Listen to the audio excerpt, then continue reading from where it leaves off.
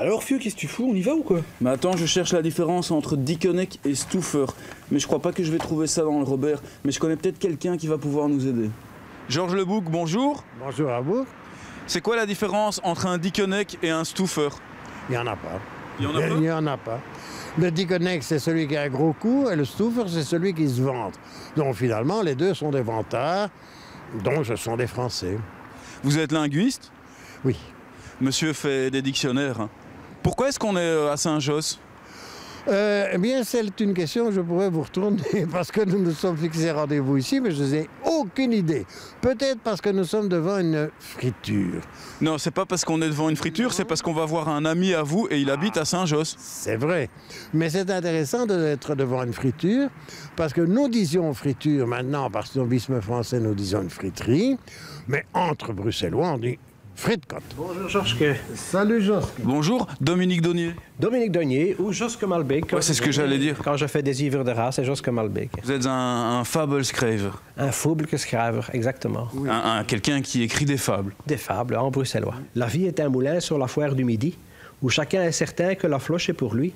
On s'aperçoit trop tard que c'est une illusion, et pendant tout ce temps, on a tourné en rond. Vous êtes le dernier écrivain en langue bruxelloise? En tout cas, le dernier pour l'instant à écrire des fables en bruxellois, ça je crois qu'on en est à peu près sûr, donc c'est très très bien. Mais j'adore la Zouan, j'adore le folklore, je tiens ça de mon parrain. D'ailleurs, je le cite très souvent, je dis souvent, mon pêtre disait comme ça. Vous aimez la philosophie? Moi, oui, j'adore. Je vais vous donner un truc philosophique. Donc, mon pêtre disait comme ça, la vie, c'est comme un stump. Pour te sortir de ça la tête haute, il faut être une sacrée saucisse. Vous avez fait des adaptations de Spirou en bruxellois. Comment on fait ça? Mais on travaille à la Boileau-Narcejac, figurez-vous, qui était un couple d'auteurs de romans policiers. Ils écrivaient chacun de leur côté et reprenaient ce qu'il y avait de meilleur. C'est exactement ce que nous faisons. Nous travaillons donc par Internet. Il fait son adaptation, je fais la mienne, on les confronte et très objectivement, on garde ce qu'il y a de meilleur. Traditionnellement, c'est lui qui a la meilleure. C'est vrai, ça? Bon, celui qui dit ça, mais il raconte n'importe quoi. Donc vous êtes l'inverse d'un Dickeneck ou d'un Stouffer? Oui, j'essaye. Je lui réserve plutôt ce rôle, parce que comme ça, c'est amusant. Moi, je peux passer pour le bruxellaire modeste. Ça existe, ça?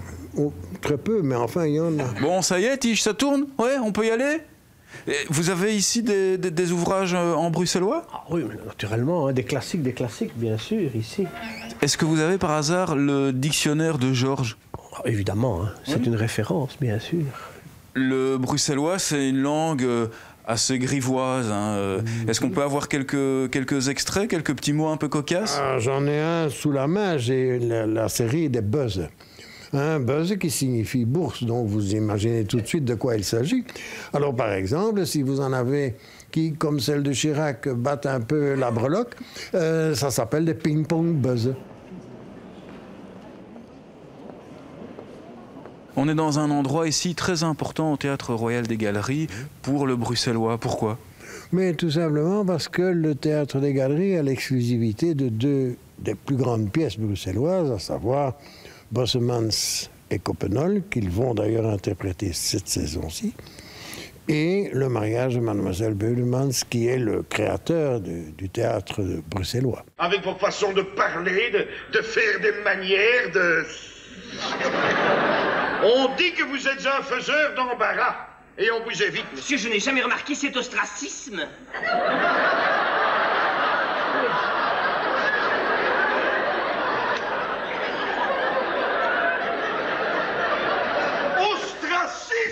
Il n'y a qu'une seule façon de parler le bruxellois, ou alors il y en aurait différentes? Mais disons que, pour moi, justement, j'appelle Beulemans ou Beulemans, comme on veut bien le prononcer, le type de bruxellois qui est le plus parlé à Bruxelles, c'est-à-dire du français avec de temps en temps des mots de bruxellois. Par exemple, tout le monde va dire c'est un louric, c'est un stouffer, c'est un fainéant, où vous avez deux mots français et un mot d'origine flamande. Mademoiselle Suzanne, allez, j'ai un penchant pour vous.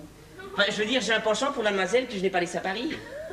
Mais non, il fallait dire, mademoiselle Suzanne, j'ai une bunch pour mademoiselle Intel. Une quoi? Une bunch? Une bunch? On a l'impression que c'est un peu une terre de rencontre entre deux cultures, une culture un peu plus latine, une culture un peu plus germanique. Oui, c'est incontestablement la rencontre des deux. Alors, si nous prenons le nord de Bruxelles, là, c'est vraiment du bruxellois néerlandophone, intégral. Le restant, c'est un français dans lequel il y a des mots en flamand. Georges, est-ce que vous pouvez m'apprendre une expression, une phrase en bruxellois pour que je puisse faire un peu le stouffer? Bon, ben, c'est quelque chose que tout le monde connaît, hein, c'est Salut en de Kost. Et si vous voulez améliorer ça, vous pouvez dire en de wind van achter, autrement dit, et le vent par derrière. On va se quitter sur ces belles paroles. Merci en tout cas d'avoir partagé votre savoir avec nous. Mais c'est moi qui vous remercie pour votre gentillesse. Et voilà, Fred, tu peux couper.